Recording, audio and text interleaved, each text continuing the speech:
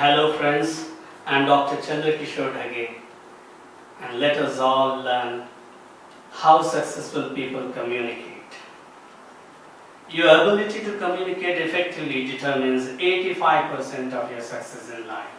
It is the main reason why successful people are great communicators. It's important to understand that just because you can talk doesn't mean you communicate well. Unlike talking, effective communication means actively listening, motivating your listener, and most importantly, empowering them to take action.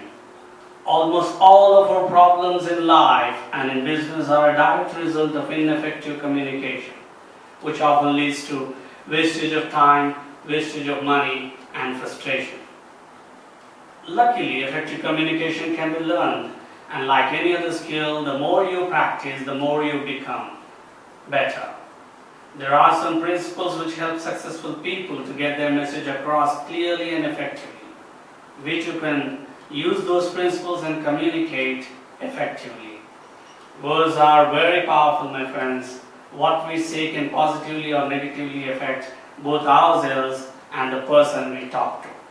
That's why it's important to be aware of our vocabulary, understanding which words and phrases push us forward and which ones keep us stuck. Phrases like I am depressed, I am frustrated, and I can't should be avoided. There are some principles which successful people use every day for effective communication. Those can be summarized to 10 principles. Principle number 1, purpose. Principle number 2, speaking at right time and in the right environment. Principle number 3, praise and recognize people. Principle number 4, express gratitude. Principle number 5, connect with the people. Principle number 6, say nothing at all. Principle number 7, be solution oriented. Principle number 8, take ownership of your mistakes. Don't blame others and take responsibility for your action. Principle number 9, constructive criticism. Principle number 10, and the most important one, is empowering people. So let us learn principle number 1 and practice it. Principle number 1, purpose.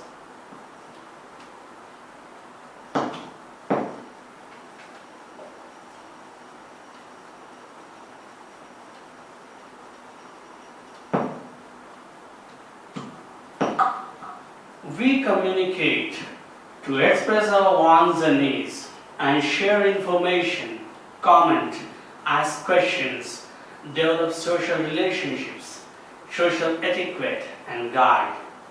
So we should focus on our purpose and should not get deviated. Have substance, something meaningful and important to say.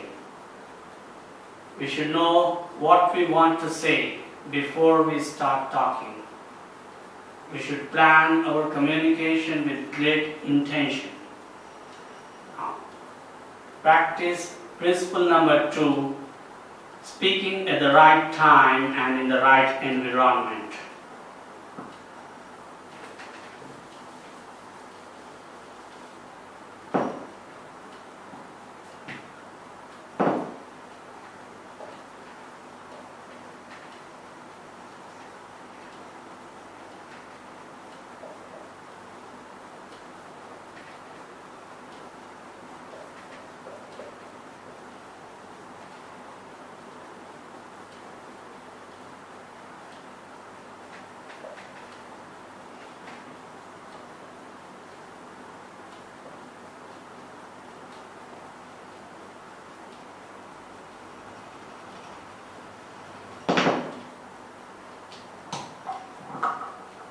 When possible, we should select the right time to speak so that our message can have maximum impact.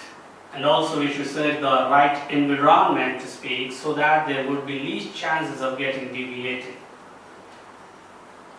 Principle number 3 to practice is praise and recognize people.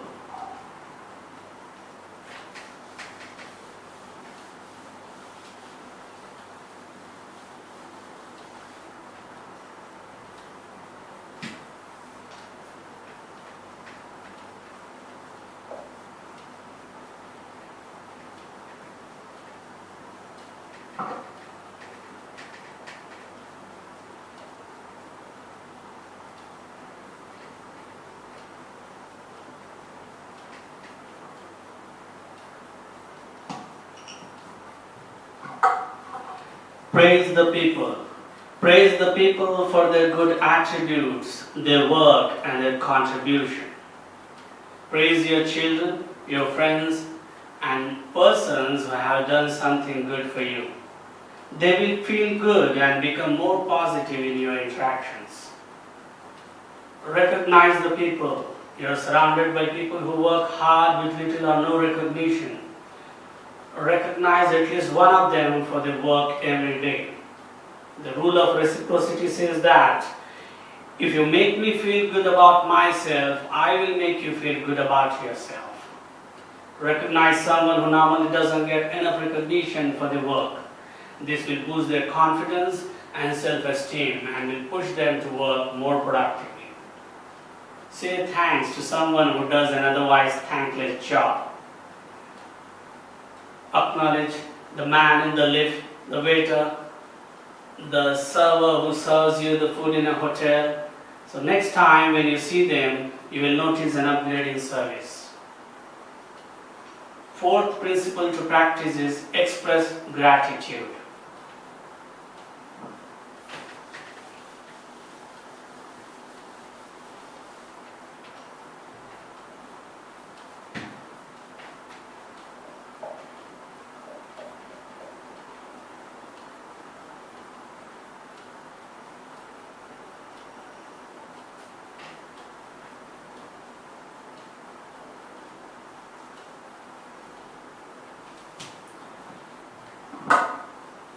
Say thank you for the good people have done to you. As Jim Rohn says, thanksgiving opens up the doors, opens up the windows of the opportunities. Fifth principle is to practice connect with the person.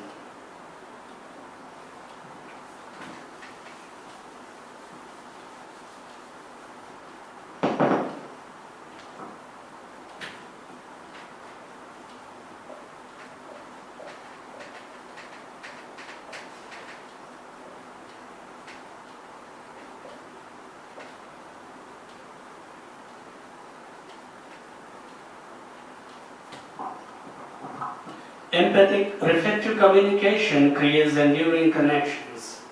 Make others feel good about themselves and satisfy their deepest needs. Value their importance to live their confidence and boost their self-esteem. Connect with the person on common ground.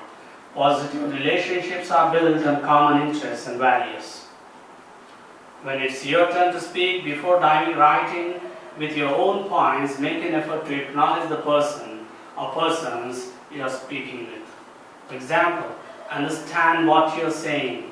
Here's what I think about that. Practice the special art of listening in every conversation. It makes people feel special and appreciated. Outside of work, look for ways to express praise and approval to those around you at every opportunity. Sixth principle to practice, say nothing at all.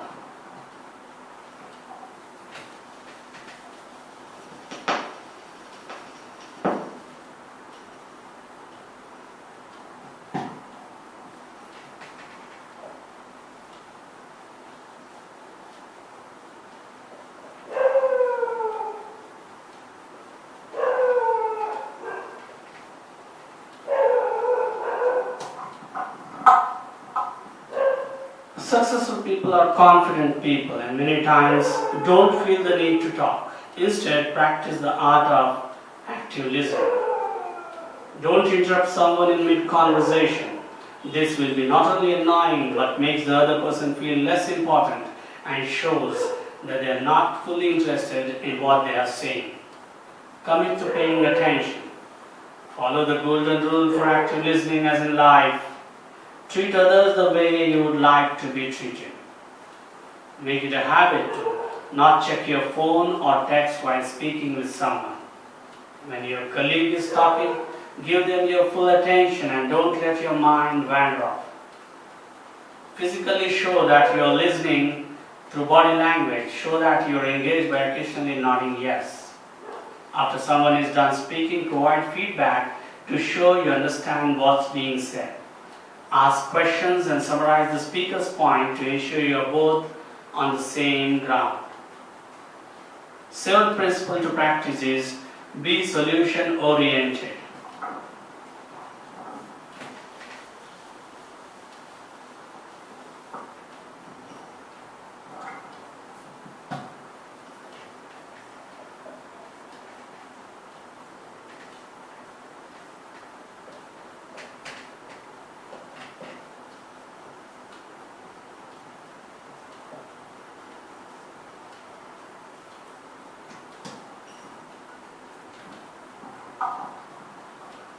Instead of focusing on the problem, look for ways to find several solutions. Don't make excuses, blame others, or simply give up. Successful people are visionaries and always see things beyond what others see. Look for areas of opportunity that haven't been explored in your area of expertise. Sometimes the need of something is right in front of you without you even noticing it. Always recommend new ways of approaching a project at your job. Don't simply accept the task at hand and go with it. A true mark of leadership is the ability to take ownership. When presented with a difficult situation, don't say, "How can I do it?" or "I can't." Figure it out and make it happen. Eighth principle to practice is take ownership of your mistakes. Don't blame others and take responsibility for your actions.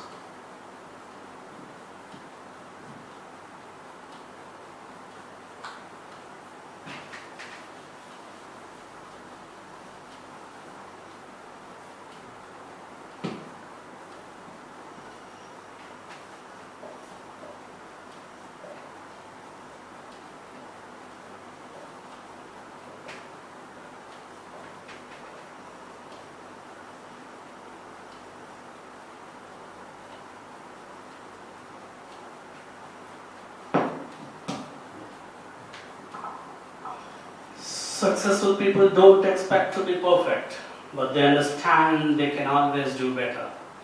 Think back on your day, week, or month.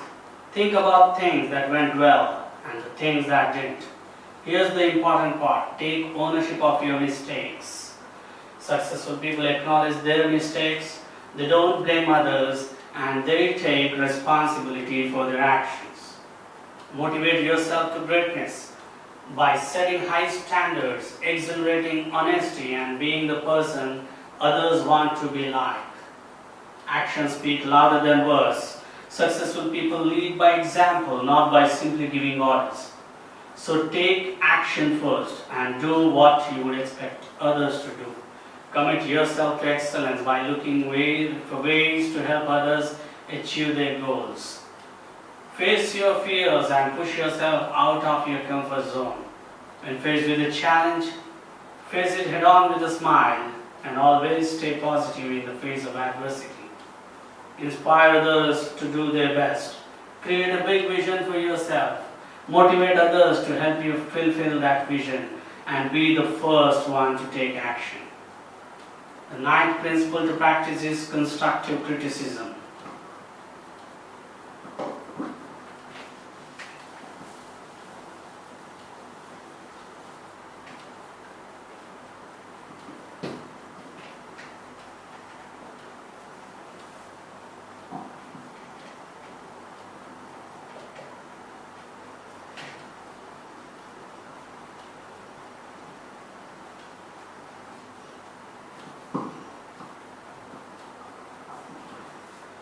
Constructive criticism, however, enables others to improve their performance and work on becoming better. While destructive criticism can lower a person's self-esteem, thereby decreasing their productivity and their cooperation. Acknowledge a person's strengths before providing feedback for improvement and then repeat their strengths again. That is, strengths, improvement, and again strengths. This will elevate their self-esteem and will increase their chances at productivity. Remember to be honest and to occasionally shift the focus from that person onto yourself. Next time when you give constructive criticism, practice the feedback sandwich. Positive, improvement, positive. Talk about their strengths, discuss improvements, and then discuss their strengths again. If you find yourself receiving destructive criticism, avoid passing judgment. Take deep breaths, ignore personal criticism, and remain engaged. Don't shut down and don't take it personally. Use passive or active voice when giving constructive criticism. Instead of saying, "Your report was unclear," say, "The report you provided was unclear." This act shifts direct focus and blame away from the subject, but still conveys the message. Now, the most important principle, 10th principle to practice, is empowering people.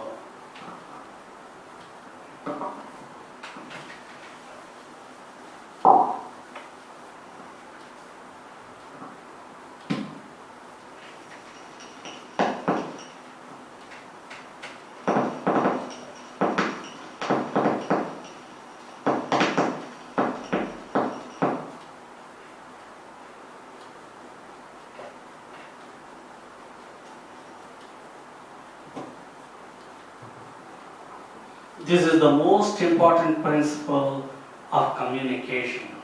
Help people when they need your help. Guide them in the right direction. Make them find their strengths. And always be a good finder. So friends, thank you for listening, and I hope you will all practice the principles that successful people use to communicate effectively, and thereby improve your life and spread this message to your friends too. Thank you very much.